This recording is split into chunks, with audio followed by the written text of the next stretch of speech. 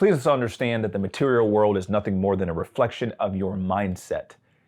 If you want to change your life physically, you must change your life mentally.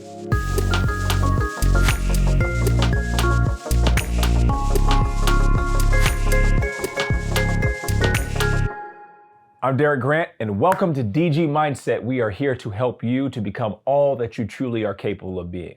Now, if this is your first time, welcome. If you've been here before, let me know in the comments what you love about DG Mindset. Today, we're going to break down how we move from a scarcity mindset to an abundance mindset. Now, we all look at abundance in our own way with our own perspective, but a lot of times we've been conditioned to believe that abundance has something to do with the material world. Please understand that the material world is nothing more than a reflection of your mindset. If you want to change your life physically, you must change your life mentally. This is one of the biggest realizations along my journey when I realized, as within, so without. As above, so below. So I stopped focusing my energy on trying to change the outside before I change the inside. So scarcity versus abundance. Victim versus victor. What you can't do versus what's possible. Do we see how this works? Fear over faith. So if we start to look at our lives in terms of energy, we can look at abundance is a positive energy, whereas scarcity carries a lower energy. So some of the qualities of having a scarce mindset. You're going to be the victim. Life is happening to me. See, this happens so often. Where we play the victim, we start looking at what life is, what's happening to me. Whereas when you have an abundant mindset, instead, you're going to be the victor. You're going to see how life is happening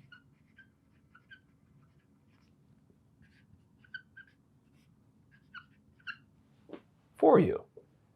You'll start to see that you can't lose because life is constantly teaching you and showing you what parts of you need to work on. So how we move from a scarce mindset to an abundant mindset, you start looking at all of your hardships, all of your struggles as lessons that need to be learned. So to make the shift, to go from here to here, it's going to involve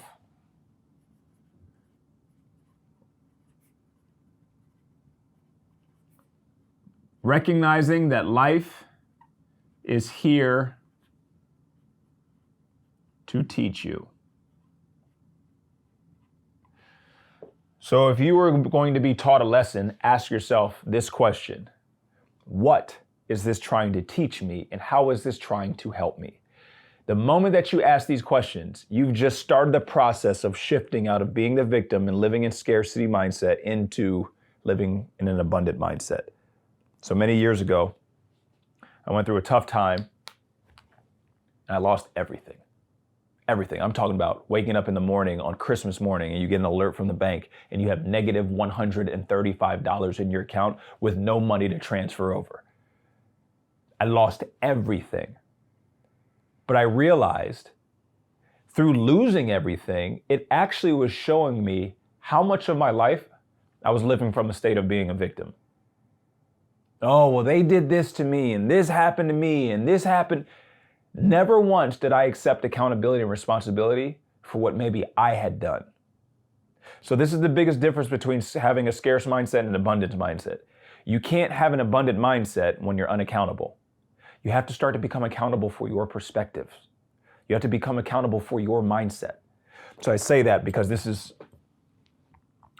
one of the attributes of having a scarce mindset. unaccountability. So we know that the opposite of unaccountability is accountability for your own perspective. So you start to become accountable for your own perspective. We always use the adage or the saying, the glass is half empty or half full. It's literally that simple. I can look at the glass and I'm either going to say that this is half empty or it's half full. That is just a perspective. It's not right, it's not wrong, it's just the way you're viewing it. But how you're viewing it is a reflection of your mindset. So if you look at what you don't have, life is trying to show you you're actually in the energy of having a scarce mindset. So now if I'm in the energy of having a scarce mindset, everything that comes up in life is not to hurt you. It's to show you where the scarcity of your mind is. So I realized the reason why I lost everything was because I was actually living in a state of fear of losing everything. I created it. I did this. But I was pointing at everybody else because the ego always projects. The ego doesn't have accountability because it doesn't have the awareness. So this is the cold, hard truth. This is the tough conversations that we have to have with ourselves. How much of this am I responsible for with my perspective and the way I'm viewing it? So life changed for me when I started to tell myself, change the way you look at it. Don't look at it this way. There has to be another way.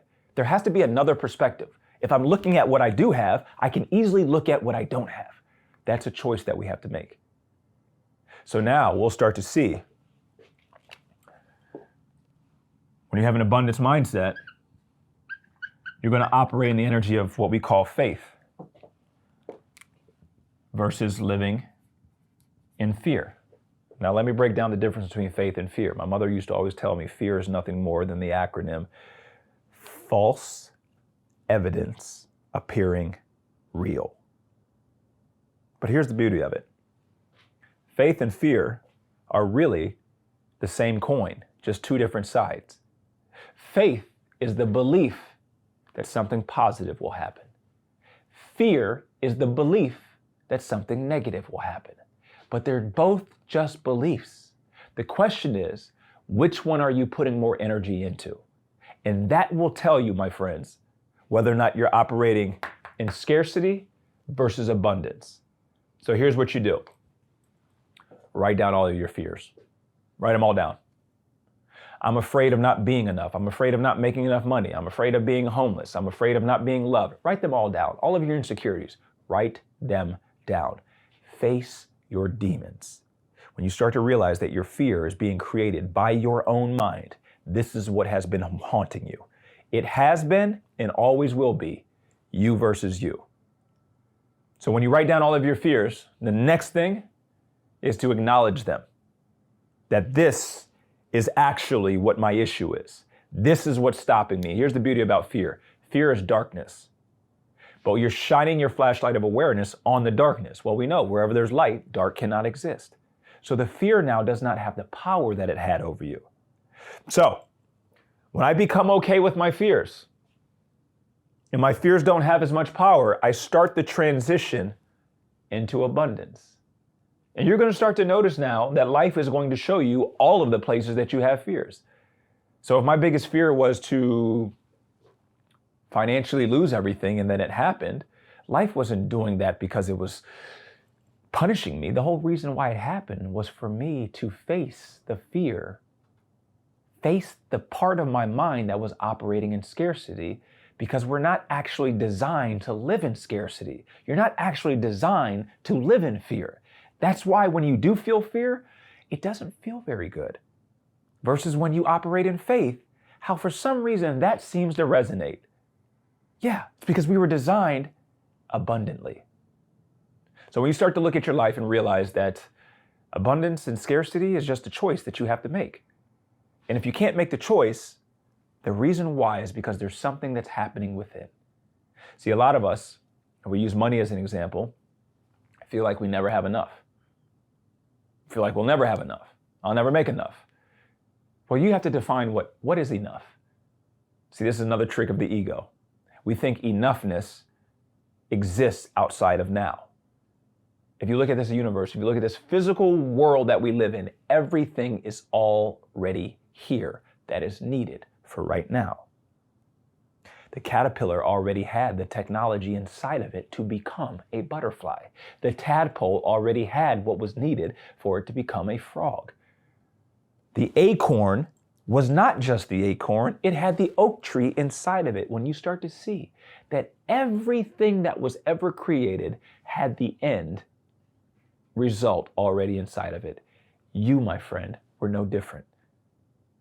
So in 2025 and beyond, make the intention to move from scarcity to abundance. And life is not happening to you. Life has always been happening for you. But you have to ask yourself the question, what is this trying to teach me? How is this helping me right now? And then lastly, remember what your fears are here to do. The fears are here to help you to see what parts of you are living in scarcity. If I'm living in fear, that's the scarce part of my ego. That's the unconscious part. There's some healing, there's some wounds that I have to go back to, some distorted perspectives that I have to go and acknowledge and fix. And that, my friends, is where the 7 laws of healing the inner child come in. So I'm here to give you a little nugget. This was why I wrote the book. Go to Amazon.com right now and get your copy of the 7 laws of healing the inner child. Because once you start to figure out how to heal these past wounds and these past narratives, you have no choice now but to move from scarcity into abundance. And when you're abundant on the inside, your life will reflect it. So if this video resonated with you, send this to somebody, share it with somebody who you feel like this is going to help them along their journey. Make sure you hit the little bell at the top so you'll be notified when we drop some new content. We have a lot of things to teach you here in 2025 to help you along your journey, so you can live a life of abundance and live the life that you desire, with a smile on your face, joy in your heart, and fulfillment teeming through your body. As always, we appreciate you, we love you, and we'll see you next time.